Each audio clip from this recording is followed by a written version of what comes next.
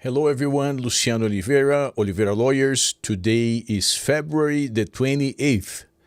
We're starting one more live stream. I see we have viewers. I see we have participation already. Terry Roswell, welcome Terry. Good to see you around. Hi Luciano, is there any specific wording required in the work contract? Or will a simple statement in a letter like this role can be performed remotely be enough to obtain the digital nomad visa? There is no specific language, Terry, and your example looks just fine to me. Okay, the idea is to mention that the position can be performed remotely, and if you just mention that, that's enough. Okay. Now, many contracts, they are not going to have such wording, and something for you to potentially fix this problem is to add a cover letter on top of the contract. Okay. Another thing that the Brazilian immigration may be concerned with is like signatures. So in the U.S., it's super common that sometimes there isn't even a work contract. There is just like an offer letter, and sometimes the offer letter is going to be signed by the employer only. So in this case, usually a cover letter may be used to complement whatever it's missing in the contract, such as, if the contract doesn't have any signatures, or if the contract doesn't mention that the activity may be performed remotely, and so forth. So the cover letter would work for this purpose. But, a simple and straightforward answer to your question is the language that you are sharing over here. And let me read it again for the other participants. And this question, by the way, is about the digital nomad visa. So a simple statement like this role can be performed remotely, it's going to be enough for this purpose, right? There are other elements that immigration is going to be looking for in the contract. But the fact that the position can be performed remotely, yes, this is one of the few things they're going to be really picky about. Okay, Terry, let's see if we have any other participants so far. All right, question about the e-visa. Is the e-visa are really gonna be enforced on April the 10th, right? So for other participants, there is the now famous e-visa being provided by the Brazilian government for the last several years. Citizens from the United States, Canada, and Australia would not need anything to fly into Brazil.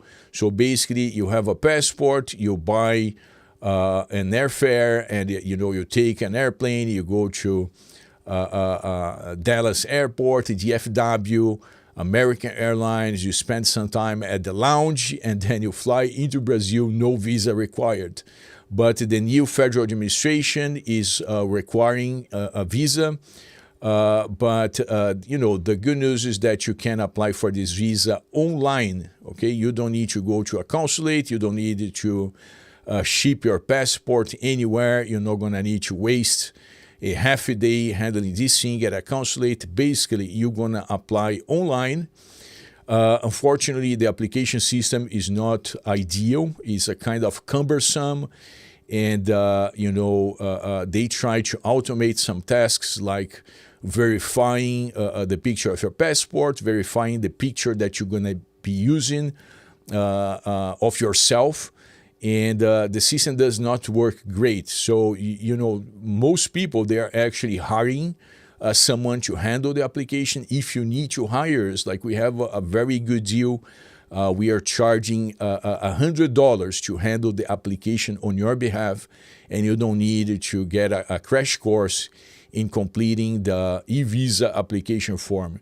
It should be straightforward, right? But when it comes to Brazil, straightforward and simple are not words that we gonna be see often associated with Brazil. So the red tape and bureaucracy, they always find a way into the process, and the e-visa is no exception. All right. Mr. Green, do you think that in the future the Brazilian government will have other investment options to obtain a Viper, for example, bank deposit, government bonds, stocks? Mr. Green, I don't believe, because those type of investments, they are very easy to move away from the country. So whenever we are talking about a more longer-term visa like the Viper, governments usually they want something that is going to be durable, that's going to be for the longer term. So while real estate investment makes sense from this perspective, other types of investment like bank deposit, government bonds, stocks, it's not the case, right? And this is going to be seen in other countries as well. Like if you see the Viper or the golden visas in Europe, or even the EB-5, right? For those who are familiar with the EB-5 process in the United States, it's a super pain in the neck for you to allocate the capital in order for you to secure residency.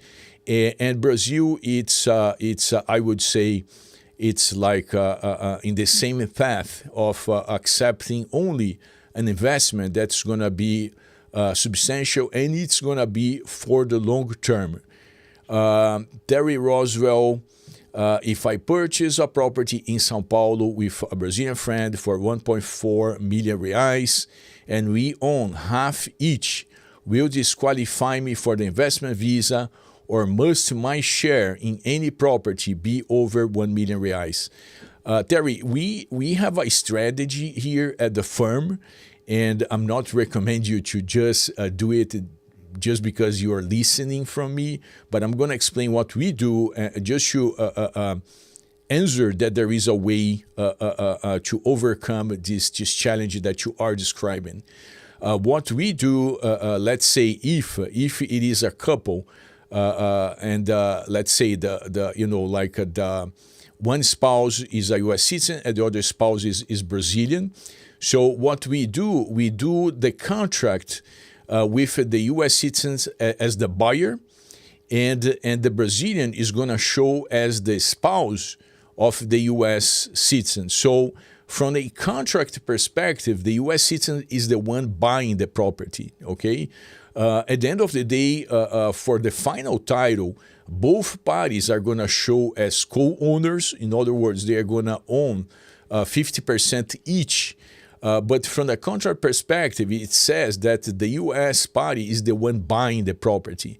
And that has been enough, right? Like we can never tell in the future for sure, but we did have multiple instances of such type of situation in which we would qualify the U.S. party as the buyer, and the immigration would be absolutely fine with it. A distinction here is that you are mentioning a friend. So that could be a little bit concerning, because then you're not going to have a way to qualify a friend as a spouse, right? And if you're buying with just a friend, in theory, it would be a 50-50% purchase, and the immigration would have reasonable basis for denying your application.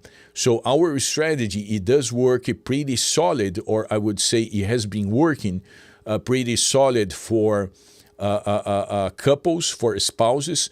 But with a friend, there would be a toss, right? Like, I mean, we cannot tell for sure. Brazilian immigration, usually they are lenient. They try to, be flexible to allow the foreign citizen to obtain the benefit. But because you're going to be buying a property, I think that buying with a friend, a property for 1.4 million reais is not ideal, Terry. WS, Bill, welcome back. Good to see you here. Hi, Luciano. Are there any U.S. embassies in Rio? If one was in trouble, what would one do? What would be the best air service to take to Rio? Are your offices in Rio? Do Brazilians like foreigners? There is a consulate. There is a U.S. consulate in Rio. It's a super traditional consulate, Bill. I think they have been for at least 5 decades at the same building. It's a huge building in Rio de Janeiro downtown. It's close to the Santos Dumont Airport, and it's a 5-minute walk from our office. Okay, so we do have an office. Our office happens to be 5 minutes away from the U.S. consulate in Rio de Janeiro, not by chance. That's why we picked that particular location because we are, closer to both the U.S. consulate in Rio de Janeiro and the Polícia Federal, the federal police, which handles many immigration procedures in Rio de Janeiro. So that's why we are positioned in that particular location. So if you are in trouble, traditionally, the U.S. consulate is pretty helpful. Okay, they are pretty helpful. If you are in trouble, there are a couple of ways for you to get in touch. There is a direct line that you call, and basically you're going to speak with someone to explain what's going on. And there is an email address. I like the email address.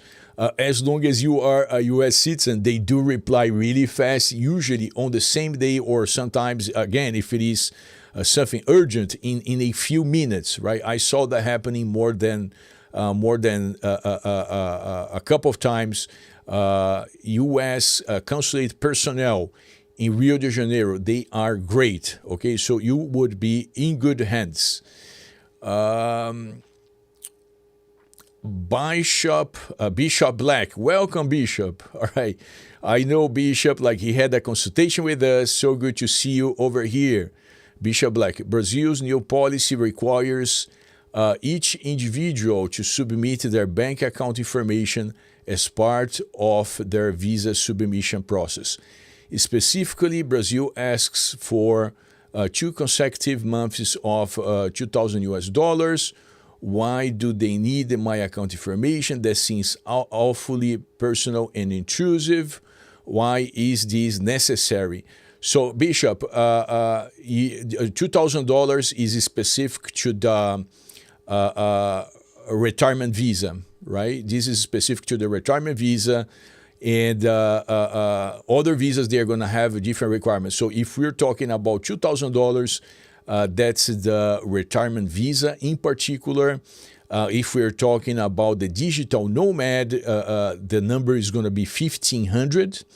Okay, and if it is just like the regular visa, that's going to be $2,000 US dollars as well, right?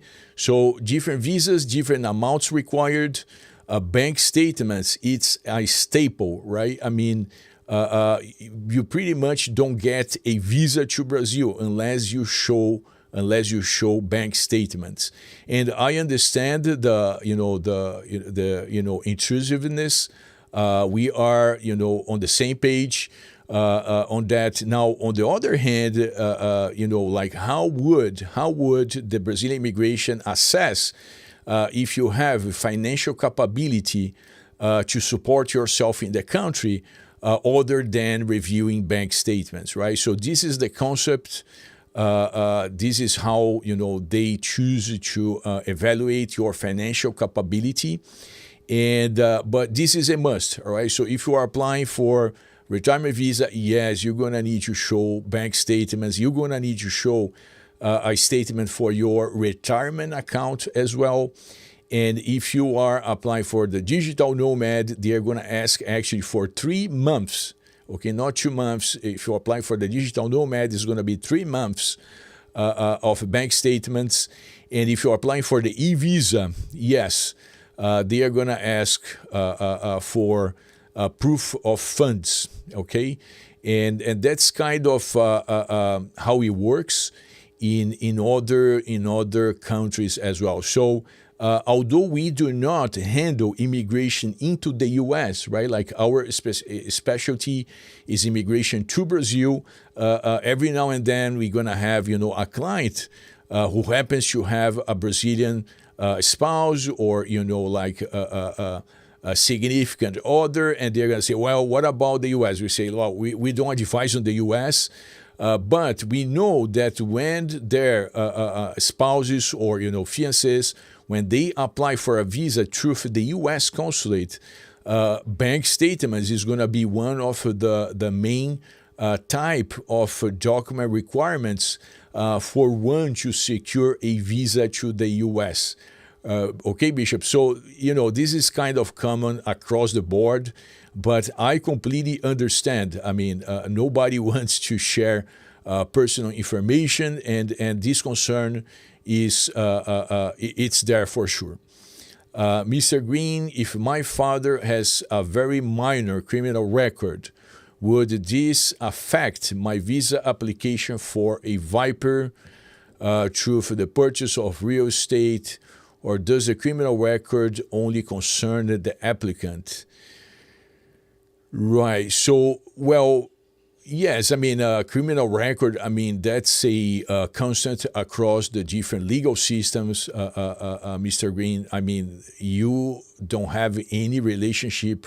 I mean, you are an applicant, right? Like, of course, you have a relationship with your father, but your father is not applying for the visa. So they are going to focus on your application and your application only, okay?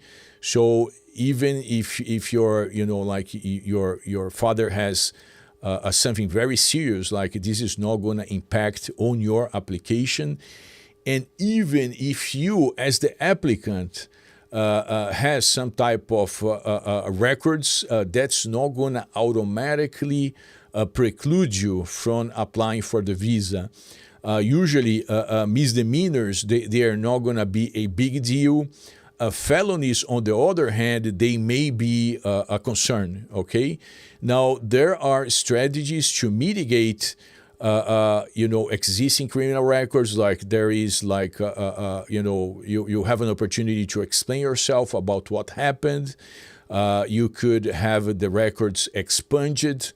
There are strategies on how to address the existence of criminal records, but the point here is criminal records do not automatically preclude you from applying for any visas in Brazil. Okay, automatically, right? Like there's going to be a review of the records, and then there's going to be a ponderation. There's going to be an attempt by the Brazilian immigration to understand what's there. One of the things that could be almost like a bar is going to be sex crimes. Okay, like sex crimes, crimes, sex crimes involving minors, involving rape. These type of things, they are almost like a complete bar. Once the immigration, Brazilian immigration sees something like this, they are gonna, they're not gonna let you in for sure. Okay, but other than that, let's say if you had a fist fight in a bar, like when you are in your 20s, or I don't know, like even a DUI, like DUI has been becoming something serious in Brazil for the last decade or so, but it's still not something as serious as it is in the United States, a DUI. Okay, so even a DUI would not preclude you from, getting residency or visa. The sex crimes are, in my understanding, one of the few things that are not going to even allow you to explain yourself. Okay.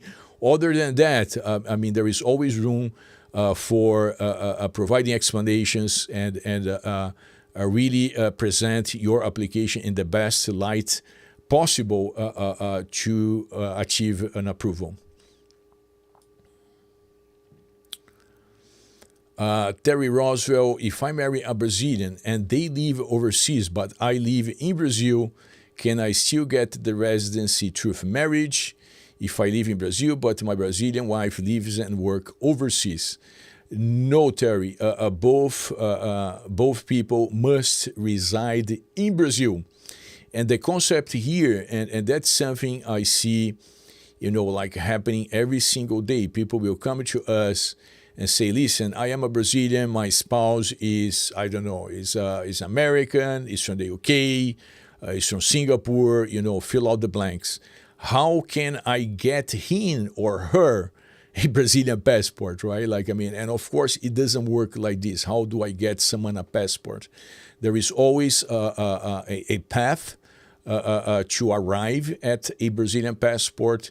And usually this path is going to start with a residency in the country.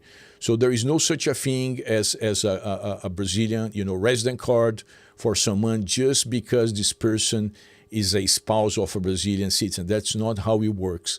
The residency, if you think true, it is there to allow the spouse of a Brazilian citizen to live in the country. So if you're getting a residence to live in the country, it does not make sense for this benefit to be provided if you're not living in the country.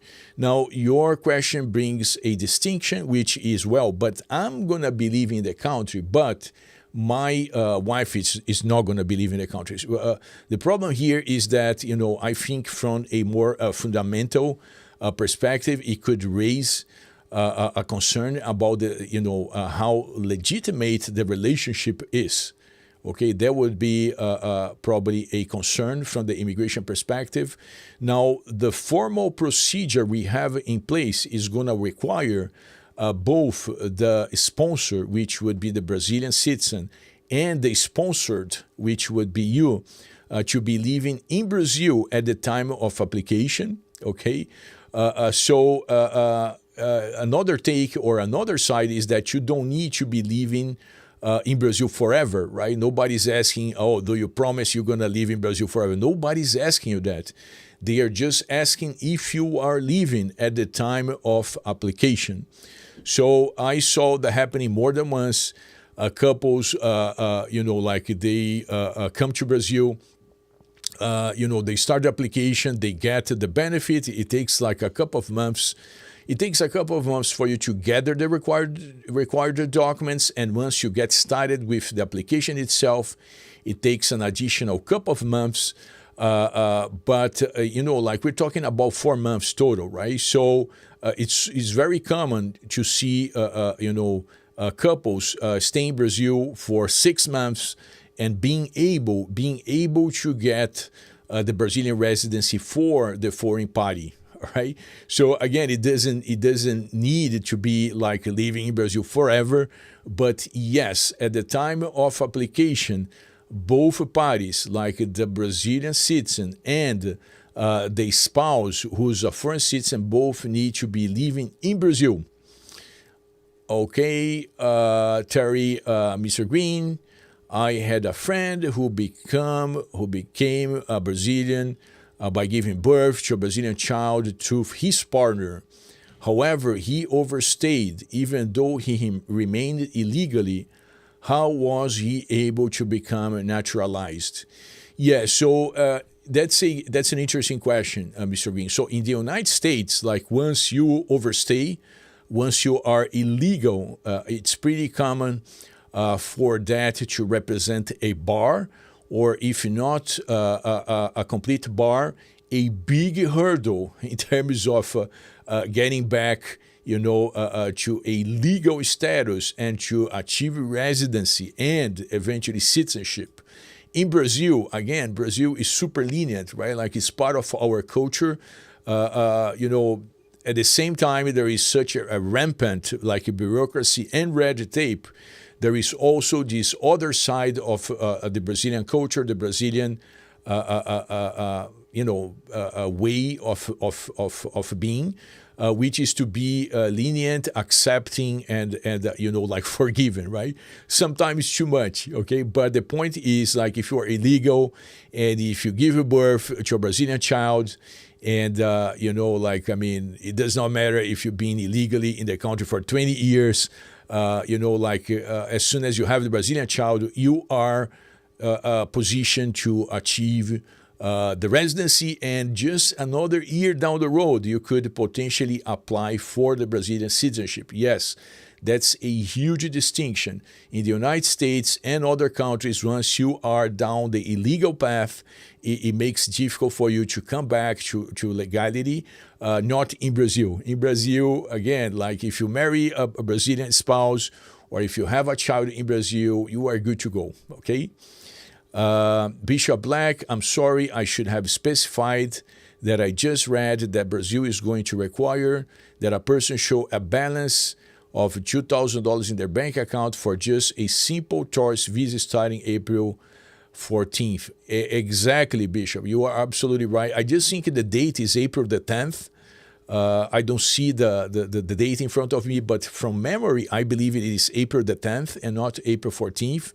But yes, you are right. I mean, you need to show funds of at least $2,000 in your bank account for a simple tourist visa.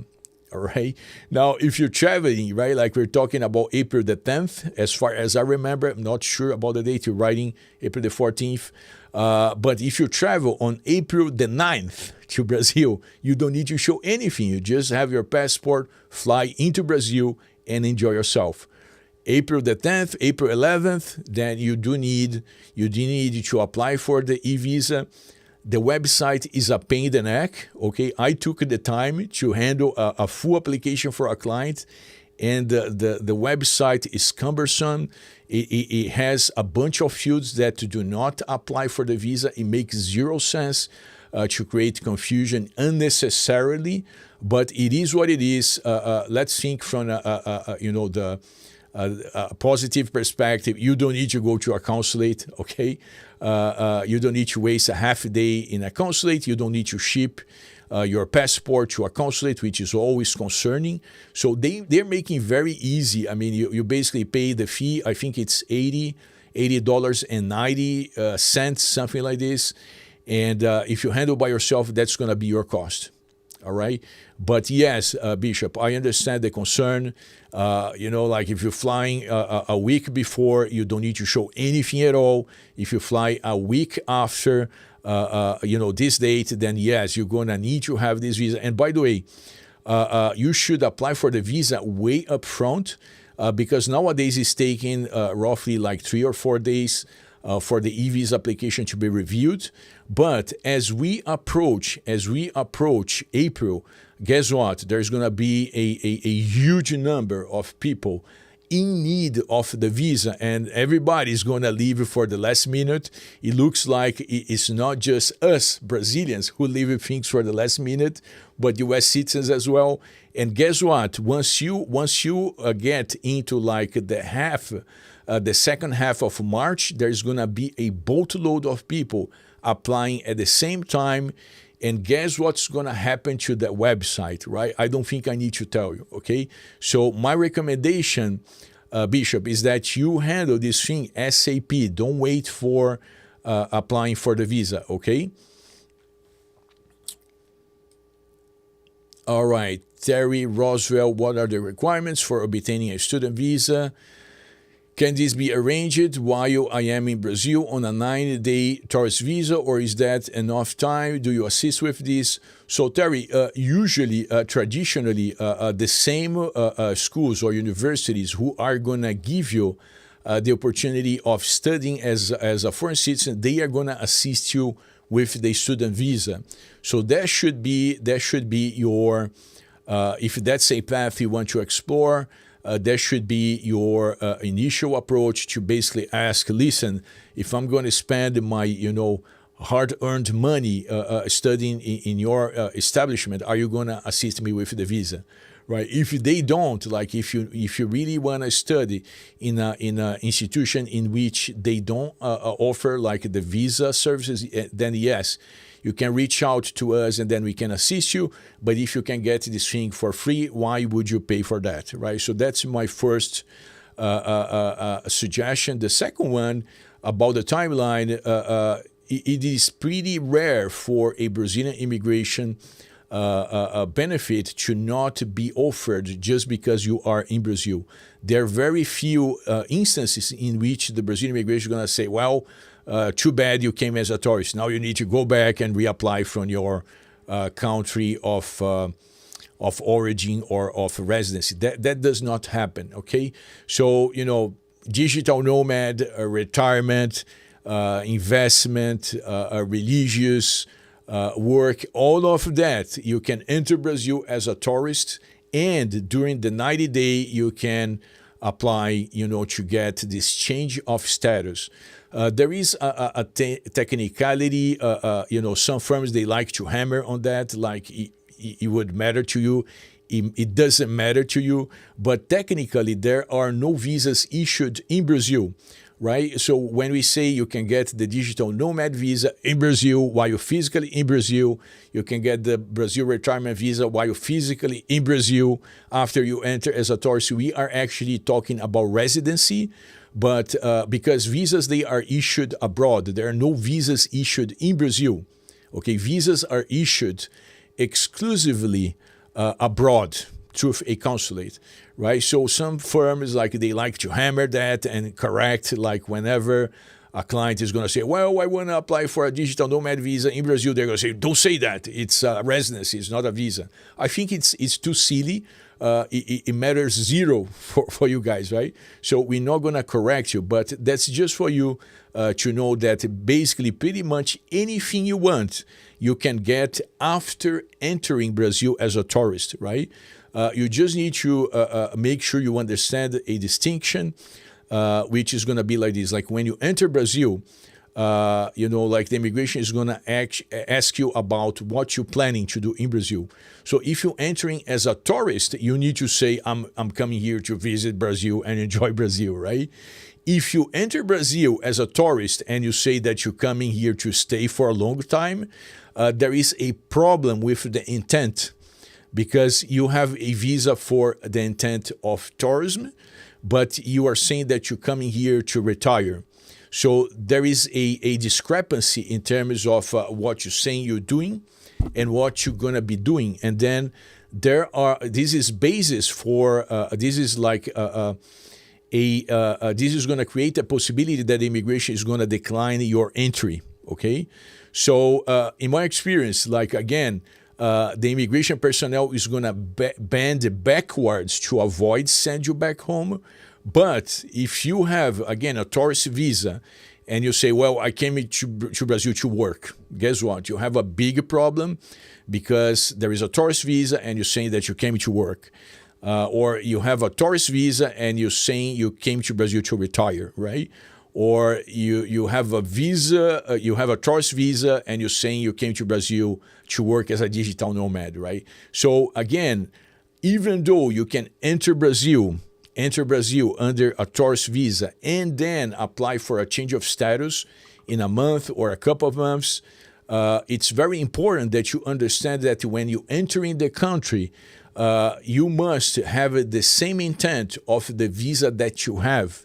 You cannot, arrive at immigration and say, well, I have a tourist visa, but I'm actually here to retire, right? Like, I mean, it makes zero sense, even from a common sense perspective. So you need to understand that, right? You got to enter with this exact intent of just enjoy Brazil as a tourist. But then if a couple of months down the road, you change your mind, and then you want to get a digital nomad visa, that's 100% fine. I hope that makes sense. Mr. Green, what is the timeline for a Viper through real estate? How long would it approximately take from start to finish? Mr. Green, the process itself for the Viper application, in our experience, it takes between 3 months to 6 months, okay? However, it's important for applicants to understand that the process actually starts with the property acquisition. I don't know why, but many people, they go out there, they buy real estate on their own, and then they come to us and say, well, I bought the property, now I want to apply. That's not how it works, right? You should have advisory from the moment in which you decide to buy a property, because if you buy a property that does not qualify, or if you send your monies in a way that does not qualify, you're going to waste the opportunity, right? You basically bought a property and you're not going to be able to apply for the visa. So even though the Viper usually takes between 3 to 6 months for completion, in my understanding, the process starts way before. It starts when you are shopping for the property, because you got to shop for the property with the residency in mind. So if you buy any property, you're not going to qualify, right? So you need advisory from the moment in which you are shopping for the properties. I see that happening every single week. People skip on securing advisory. They go and do on their own, and then when they come to us, they do not qualify. And unfortunately, nobody's going to say, well, I mess up, right? They are going to blame everyone else. They're going to blame the Brazilian government. They're going to blame the seller. They're going to blame the country. They're going to blame whatever they can blame it. They never say, well, I mess up. I should have retained advisory from the get-go, okay? But that's a heads up. I'm sharing our experience for you to make the right decision. Luana Bispo, welcome, Luana. I'm watching from Belgrade, Serbia with my husband. All right, Luanda, nice to have you over here. What is your husband's name? We are curious. We are planning to move to Fortaleza soon. I love Fortaleza and Ceará, right? That's the state in Brazil in which I spend most of my time, okay? So whenever I'm not here, whenever you see that we have a break, I'm in Ceará, okay? So you're going to be in Fortaleza. Great choice. Thank you so much for all the useful information that you share with us. I'm so happy to hear that, Luana. It's really gratifying when we see, like people, appreciating what we do. So as you probably know, I'm here on Wednesdays and Sundays, most Wednesdays and Sundays. On Sundays, I could be with my family, but I'm here sharing knowledge. That's something we do for the community, and your appreciation means a lot. Thank you so much, Luana. Bishop Lack, thank you very much for the consultation earlier this week. My pleasure, Bishop. It was really nice to meet you in person. It was truly informative. I would like to go forward with the digital nomad visa. How long should I wait to be contacted by someone from your firm? Absolutely, Bishop. Right after our live stream, I'm going to ask Justin to get in touch with you. She's going to get you all set with the paperwork so we can start working on your digital nomad. Thank you for sharing here live. So people know we're taking, good care of people during our consultations. And yes, we are helping, our live streams participants to make their dreams come true. Really happy to have you on board, Bishop. Sam Tingo, how long is the digital nomad visa valid for before registering with the federal police? Could I receive the visa this year and register it next year? Sam, there are two different routes for applying for the digital nomad visa. One route which we do not advise is like through a consulate. When you get the visa through a consulate, usually you have 90 days to register with the federal police. If you get it in Brazil, you have it 30 days, okay? Just to make long story short, when you apply for the digital nomad visa through a consulate, they are going to ask you for a health insurance with coverage in Brazil, which is not easy to present. If you're going to buy it, you're going to need to buy something for a full year. And whenever you buy as a foreign citizen, you're not going to have access to the same health insurance that we Brazilians have. So you're going to overpay and you're going to get something that's not going to be helpful for you for the long term. Therefore, usually we are going to advise people to apply when in Brazil. Of course, you need to collect the documents before you come to Brazil and so on. But these are the two answers in terms of registering with federal police. True for consulate, usually 90 days. When you apply in Brazil, 30 days. Okay, the registration is mandatory if you don't register. In theory, they could void your visa and then you need to restart everything again. Okay. Terry Roswell, as it is now difficult to extend a 90-day tourist visa, is there any problem with flying to Argentina for a weekend before the 90-day ends and then fly back into Brazil and get another 90 days? So, Terry, from a legal and technical perspective, there is no such a thing as resetting the clock by just traveling abroad.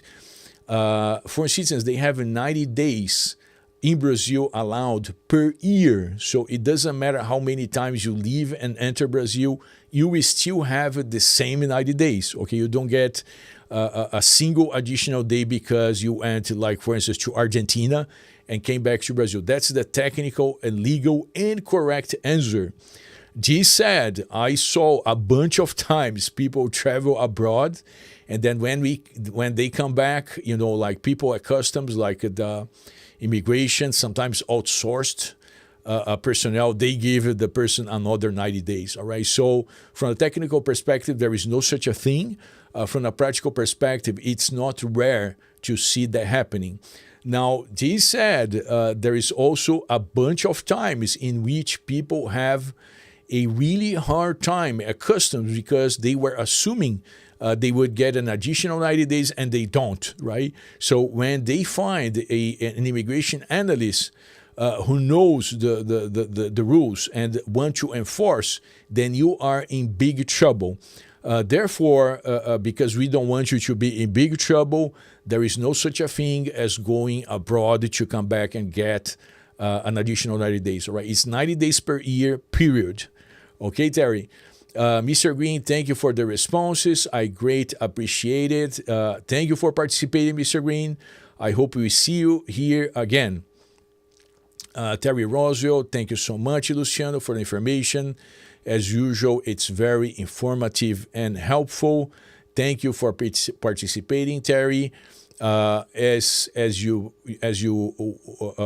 know, like I like people coming back, right? Sometimes some people, they even tell me in the consultation, well, I feel bad for showing up so many times. But listen, if we don't have participants, this thing here would be pretty boring, right? Just myself talking about technical stuff.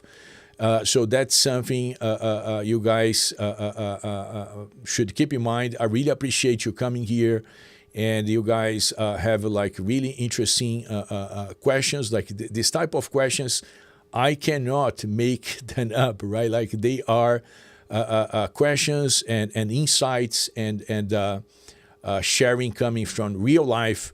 And we cannot make this stuff up. So I do need you guys coming back, all right? Otherwise, there is no meaning for me to be here. All right, Bishop Black, thank you, Luciano. Thank you, Bill. WS, thank you, Bill. Thank you, Bill. All right, thank you, Bill, for coming here. Thank you, Bishop. Bishop is starting his journey. Pretty excited for you, Bishop. I know in which city you are planning, to establish yourself. It sounds like a really great choice. I'm not going to share it here. It's private information. Unless you do share now, then I'm going to talk a little bit about this city. But I do love, I do love the Northeast in general. Okay, like I said, Ceará is my state of choice in Brazil. Second one is Rio de Janeiro. Okay. And so on. I have some news probably for this coming Sunday. James Weldon from Digital Nomads Without Frontiers. I think I have, it's almost certain that we're going to have him for our live stream on Sunday. and it's going to be a dual participation. It's going to be me and James Weldon, and he's from the U.S., and he's been assisting people from the U.S., to learn about Brazilian culture. He does a really nice program in which he establishes like a kind of headquarter in Rio de Janeiro or in different cities, and then he brings a bunch of people from the U.S. from all of backgrounds you can possibly imagine, and all of them together, they are gonna go out and enjoy life. So they go out for dinner, like for samba. They go out for kayaking. They do experience like a bunch of different aspects of life as a foreign citizen in Brazil. So I think it's really nice because it's a different perspective. It's not just me, like from my, very particular vision and experience with foreign citizens. It's like another take, okay? We had another interview like this a while ago. If you want to search for it, it's like the Florianopolis series with James Rocks. James Rocks, he's from the UK. And I do have like, I did ask like some personal questions about, his history in Brazil, why he's based in Florianopolis. He's currently like a realtor in Florianopolis, but he's pretty much like a guy from the UK with all, that comes along. So it was a really nice interview, or, like a live stream with James Rock. So I'm planning to do the same thing with James Weldon from the United States. He has this digital nomad company, and hopefully you guys are going to attend this Sunday, and you're going to be able to make questions. He's going to be able to see your questions live, just like I am seeing right now, and you're going to have a really nice understanding of how a foreign citizen who's assisting other foreign citizens find their place in Brazil, how he thinks and how he operates. Okay, James Weldon, hopefully this Sunday. All right, Copper Giraffe ADD, welcome. You are almost like in every single live stream, so good to see you here. I also have another question. Typically, how do people from São Paulo and Rio get to Fortaleza? Do they drive or use a plane? For sure, they use a plane. Okay, like nobody drives from São Paulo and Rio to Fortaleza. It is doable. Okay, it is doable. My mother, she did travel from São Paulo to Fortaleza. It was a couple of years ago. Like she had like an old car. She said this car is no good like for São Paulo, but it was pretty good for like the countryside of Fortaleza, right? Like, and so she drove her car, and she did like in 3 days. Okay, so she wasn't in a rush. She was enjoying like the cities, like she took the seacoast highways. From São Paulo to Ceará, so it's doable. But just like by the example I'm giving you, it's a 3-day trip, right? So it's more for you to enjoy, crossing different Brazilian states and understand the different nuances, the different culinary, the different sites that you're gonna see in your way to Fortaleza. But for sure, that's a huge exception. I would say 99% of people going from São Paulo or Rio to Fortaleza, they are going to take a plane. Usually planes in Brazil, they are not as affordable as in US when you do all the conversions, but they are not expensive even for Brazilians, right? What you say if you're from the US, taking planes around should be no big deal. Deximus, welcome Deximus. Wife and I are wanting to visit her family in Recife this year. which type of visa should I pursue? Just a tourist visa? Yes, absolutely, Deximus.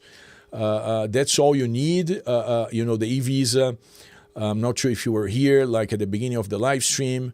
The e-visa platform is up and running. Kind of cumbersome, but nothing that people cannot handle. If you have patience and time, you're gonna get it through.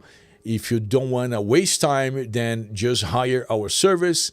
We charge $100 to apply on your behalf, plus the fee from the consulate, and it does take a good number of hours to handle your documents, prepare the way that the Brazilian government wants the documents should be provided, and understand where to add stuff and so on. But yes, Deximus, I mean, if you're just visiting family, you have up to 90 days. If you are from the U.S., I don't know if you're from the U.S., I'm just going to assume if you're from the U.S., the e-visa is valid for 10 years, right? So it's a pretty good deal. You get 90 days per year to stay in Brazil. That's all you need. You don't need anything other than an e-visa, Deximus. All right, Terry Roswell. Of all the non-tourist visas, there is at least one criteria I do not meet. Is 45 consultation enough to go through the options for you to help with selecting a visa most likely to be successful?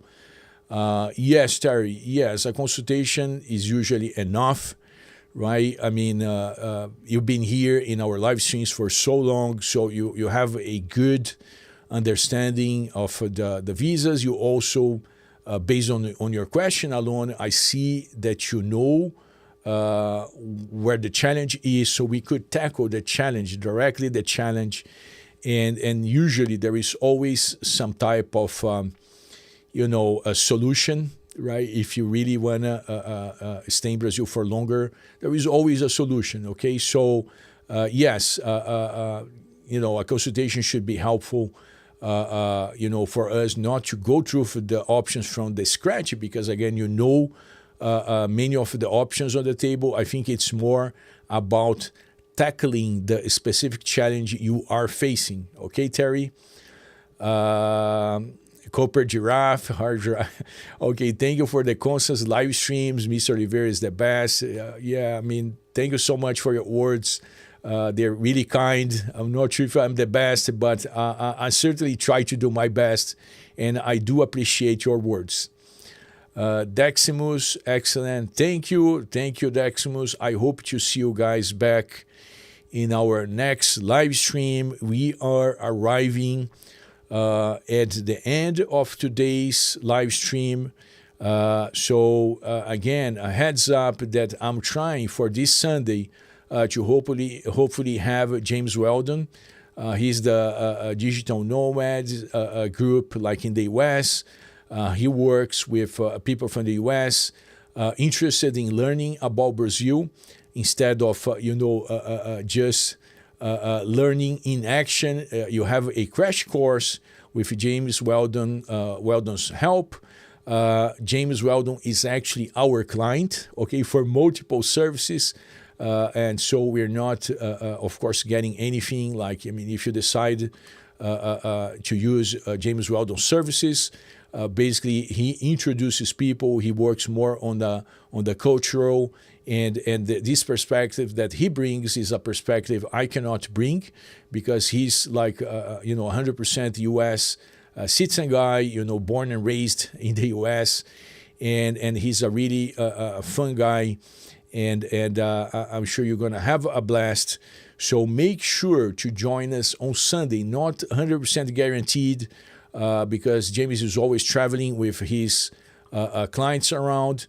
Hopefully, he's going to be able to make it. But that's going to be on Sunday, Rio de Janeiro time. Is going to be 3:30 p.m. Rio de Janeiro time. Terry Roswell, thanks again, Luciano, Magic, thank you, Terry. I just hope that once we have our consultation, you're going to be here joining us for our live streams, all right? And that's it. I appreciate your participation all.